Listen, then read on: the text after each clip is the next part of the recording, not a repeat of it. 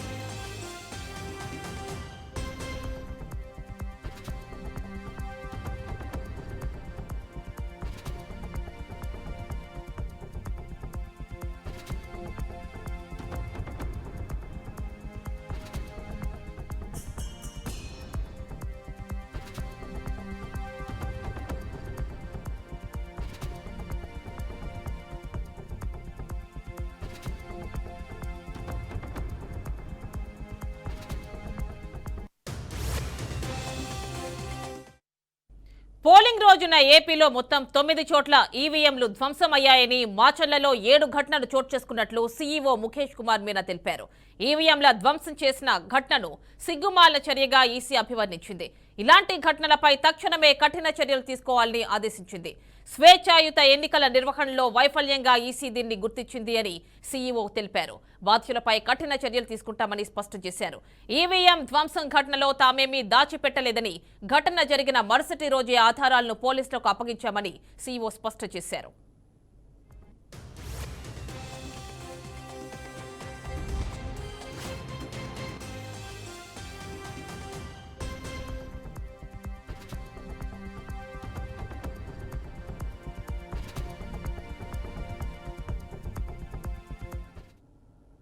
మనకు 9 పోలింగ్ స్టేషన్స్లో టోటల్గా మొత్తం రాష్ట్రంలో ఈవీఎం డ్యామేజ్ చేయడం జరిగింది.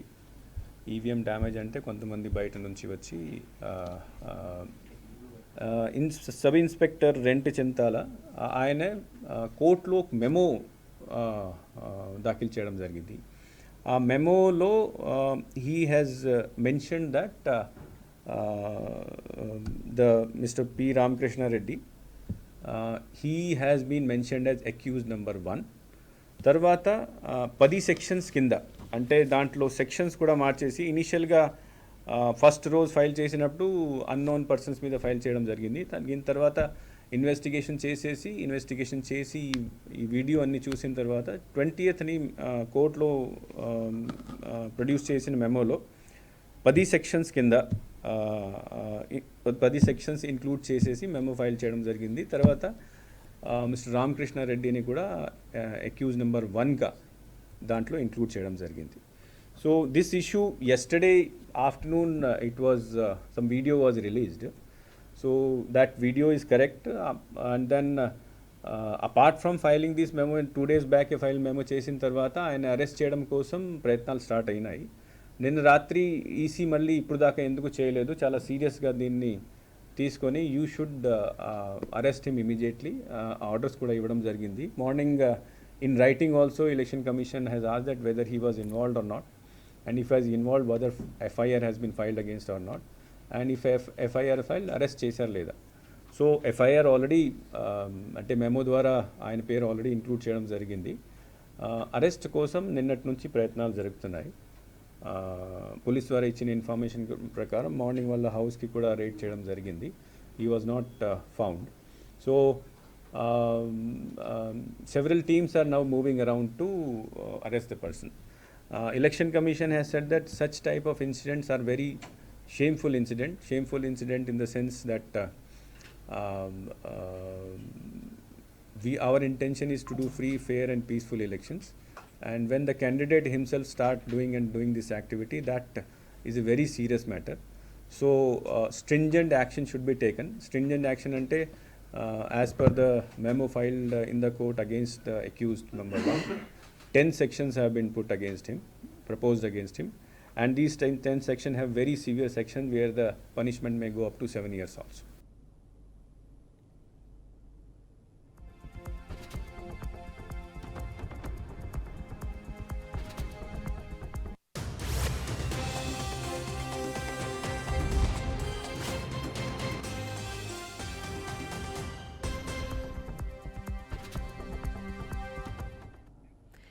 ఈవీఎంల ధ్వంసం కేసుకి సంబంధించి పిన్నెల్లి సోదరులను అరెస్ట్ చేసినట్టుగా వార్తలు వస్తున్నాయి. ఫుల్ డీటెయిల్స్ మా కరెస్పాండెంట్ శ్రీనివాస్ అందిస్తారు. శ్రీనివాస్ చెప్పండి, ఇక్కడ చూస్తే లుకౌట్ నోటీసులు జారీ చేశారు పిన్నెల్లి సోదరులపై. మరి ఇప్పటికే అరెస్ట్ జరిగినట్లుగా కొంత ఇన్ఫర్మేషన్ వస్తోంది, చెప్పండి. ఈ రోజు రాష్ట్ర వ్యాప్తంగా సంచలనంగా మారినటువంటి పల్నాడు జిల్లా మాచర్ల నియోజకవర్గం పాలవాయి గేటు ఈవీఎంల ధ్వంసం కేసు. ఈ కేసుకు సంబంధించి పిల్లెల్లి రామకృష్ణారెడ్డి ఆయన బ్రదర్ ఇద్దరు కూడా సోదరులు ఇద్దరు కూడా కేసులో నిందితులుగా ఉన్నారు. దానిపై ఎలక్షన్ కమిషన్ సీరియస్ అవడంతో వారిని అదుపులో తీసుకోవాలంటూ కూడా పోలీసు వర్గాలు ప్రయత్నిస్తున్నటువంటి పరిస్థితి. ముఖ్యంగా చూసుకున్నట్లయితే గనక హైదరాబాదు పరిసర ప్రాంతాల్లో గాలింపు చర్యలు వేగవంతం చేయడం జరిగింది. అయితే ఒక విధంగా చూసినట్లయితే గనక బయట దేశాలకు వెళ్లకుండా కూడా లుకౌట్ నోటీసులు కూడా జారీ చేసినటువంటి సమాచారం కూడా ఉండడం జరిగింది. ముఖ్యంగా చూస్తే ఎన్నికల రోజున పాలవాయి గేటు వద్ద జరిగినటువంటి దాడులు గొడవలు ఏదైతే ఉన్నాయో వాటిలో సీసీ ఫుటేజ్ బయటికి రావడంతో ఈ కేసు సీరియస్నెస్ తీసుకొచ్చినటువంటి పరిస్థితి ఉండడం జరిగింది. ఎన్నికల కమిషన్ ఏదైతే సీరియస్ గా ఈ ఫుటేజ్ ను కేంద్ర ఎన్నికల కమిషన్ కు పంపిన తర్వాత ఎన్నికల కమిషన్ యాక్షన్ కు రంగంలో దిగడం జరిగింది. దాన్ని దృష్టిలో ఉంచుకొని సీరియస్ యాక్షన్ కు సిద్ధం కావడం జరిగింది. ఇప్పటి వరకు ఆ ఘటన మీద కేసు నమోదు చేశారా, కేసు నమోదు చేయకపోతే గనక కేసు నమోదు చేయాలి, నమోదు చేస్తే ఏ సెక్షన్స్ మీద చేశారు, ఏ సెక్షన్స్ మీద చేస్తే బాధిత వాళ్ళు ఎవరైతే ఉన్నారో నిందితులని ఎందుకు అరెస్ట్ చేయలేదంటూ కూడా క్వశ్చనిస్తున్నటువంటి పరిస్థితి ఉండడం జరిగింది. సాయంత్రం లోపు ఈ ఘటనకు సంబంధించినటువంటి పూర్తి స్థాయి నివేదిక ఇవ్వాలని కూడా ఆదేశాలు జారీ చేయడం జరిగింది. అదేవిధంగా ప్రత్యేక బృందాలతోటి పిన్నెల్లి రామకృష్ణారెడ్డి వాళ్ళ బ్రదర్ ఇద్దరిని కూడా గాలింపు చర్యలు చేపడుతున్నటువంటి పరిస్థితి ఉండడం జరిగింది. హైదరాబాద్ పరిసర ప్రాంతాలు, బేదర్ ప్రాంతాలలో పిన్నెల్లికి సంబంధించినటువంటి వాహనాలు అలానే వాళ్ళ డ్రైవర్ కూడా అదుపులో తీసుకున్నట్లు కూడా ప్రచారం ఉంది. అది పూర్తిగా మీడియా ముందు వెల్లడించిన తర్వాత కానీ దాని మీద క్లారిటీ వచ్చే అవకాశం లేదు. అయితే ప్రస్తుతం అయితే రాష్ట్ర వ్యాప్తంగా కూడా ప్రధాన చర్చ పిన్నెల్లి రామకృష్ణారెడ్డి స్వయాన ఎమ్మెల్యేగా ఉండి ఈవీఎంను ధ్వంసం చేశారు కాబట్టి ఆయన కఠినంగా శిక్షించాలని డిమాండ్లు వస్తున్నాయి. అలానే అధికారులు కూడా తోటి ముందుకెళ్తూ కూడా ఆయన త్వరగా అదుపులో తీసుకునే ప్రయత్నం అయితే చేస్తున్నారు. అయితే ఇప్పటి వరకు ఆయన మామూలుగా ఆ గృహ నిర్బంధం పేరుతోటి హౌస్ అరెస్ట్ పేరుతోటి మాచర్లో ఉండాల్సిన రేత్రే హైదరాబాద్ వెళ్ళాలని పేర్కొనడం జరిగింది. హైదరాబాదు ఆ పరిసర ప్రాంతాల్లో ఎక్కడున్నా కానీ ప్రత్యేక బృందాలు గాలింపు చర్యలు అయితే వేగవంతం చేయడం జరిగింది. అయితే ఎన్నికల కమిషన్ ఆదేశాలు తప్పకుండా కూడా పోలీసు అధికారులు పాటిస్తున్నారు. ఆ విధంగానే ప్రత్యేకమైనటువంటి బృందాలన్నీ కూడా పిన్నెల్లి సోదరులను అరెస్ట్ చేసేందుకు రంగం సిద్ధం చేస్తున్నాయి. అంటే శ్రీనివాస్, సబ్ ఇన్స్పెక్టర్ కోర్టులో మెమో దాఖలు చేశారని చెప్పి ఇప్పటి వరకు కూడా ముఖేష్ కుమార్ మీనా ఇప్పటి వరకు చెప్పడం మనం చూసాం. అంటే దీని ప్రకారం స్ట్రింజెంట్ యాక్షన్ ఉంటుంది. స్ట్రింజెంట్ యాక్షన్ అంటే ఏంటో కూడా ఆయన వివరించారు. మాక్సిమం 7 years పడొచ్చు, 10 సెక్షన్ల కింద కేసులు నమోదవుతాయి అని కూడా ఆయన చెప్తున్నారు. చెప్పండి, అలాంటి డీటెయిల్స్ ఏమైనా ఉన్నాయా మీ దగ్గర? అంటే ఇక్కడ చూసినట్లయితే గనక దరిదాపుగా 10 సెక్షన్ల మీద కేసు నమోదు చేయడం జరిగింది. ప్రజాస్వామ్యంలో ప్రతి ఒక్కరు ఓటు హక్కు వినియోగించుకోవడానికి రాజ్యాంగం కల్పించింది. రాజ్యాంగం కల్పించిన హక్కులను కాలరాసే విధంగా కొంతమంది ఓటు హక్కును వినియోగించుకున్న తర్వాత అక్రమంగా బూతులో చొరబడి ఈవీఎం మిషన్ బద్దలు కొట్టి ధ్వంసం చేయటము, అక్కడ ఇబ్బందులు గురి చేయడం, అడ్డు వచ్చిన తెలుగుదేశం పార్టీకి సంబంధించిన ఏజెంట్ల మీద దుర్భాషలు ఆడటం, అలానే బయటకు వచ్చిన తర్వాత మహిళల పట్ల కూడా దుర్భాషలు ఆడినటువంటి పరిస్థితి ఉండడం జరిగింది. ఈ మొత్తం వ్యవహారం వీడియోలో రికార్డు కావటము, ఆ వీడియో రికార్డ్ అంతా కూడా సోషల్ మీడియాలోకి రావటము, ఎన్నికల కమిషన్ కి ఫిర్యాదు చేయడం, ఇవన్నీ చూసిన తర్వాత ఆ సెక్షన్లు ఏదైతే పోలీసులు నమోదు చేస్తారో వాటి ప్రకారం చూసుకుంటే తప్పనిసరిగా 7 సంవత్సరాల జైలు శిక్ష 10 సెక్షన్స్ ఉన్నాయని చెబుతున్నారు. అలానే డిస్క్వాలిఫై చేయటం, ఎన్నికలకు సంబంధించినటువంటి దానిలో డిస్క్వాలిఫై చేసే విధంగా ఆర్డర్స్ ఇవ్వాలంటూ కూడా కోరుతున్నటువంటి పరిస్థితి ఉండడం జరిగింది. అయితే ఎన్నికలు ముగిశాయి, కౌంటింగ్ కి సమయం ఉన్న నేపథ్యంలో ఈ లోపల జరుగుతున్నటువంటి అడావుడి చూసినట్లయితే కనుక అసలు ఎన్నికల కమిషన్ ఎటువంటి యాక్షన్ తీసుకుంటుంది, అలానే పోలీసులు ఎప్పట్లోగా అరెస్ట్ చేస్తారు, అరెస్ట్ చేస్తే కనుక ఏ సెక్షన్స్ దానికి వర్తిస్తాయి, అన్ని విషయాల మీద కూడా క్లారిటీ రావాల్సినటువంటి పరిస్థితి అయితే ఉంది. ముఖ్యంగా ముందు చూసినట్లయితే కనుక పిన్నెల్లి రామకృష్ణారెడ్డి వాళ్ళ బ్రదర్ కి సంబంధించి 10 సెక్షన్ల మీద కేసు నమోదు చేశారు. వాళ్ళని అరెస్ట్ చేయడం కోసం పోలీసులు రంగంలో దిగి గాలింపు చర్యలు అయితే చేపట్టారు.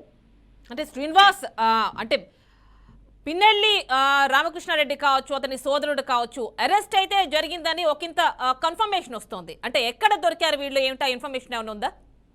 అంటే ప్రస్తుతం చూసినట్లయితే కనుక పల్నాడు జిల్లా అంతా కూడా ఒక హైటెన్షన్ వాతావరణం ఉంది. మాచర్ల నియోజకవర్గంలో అదనపు బలగాలను అయితే మోహరించడం జరిగింది.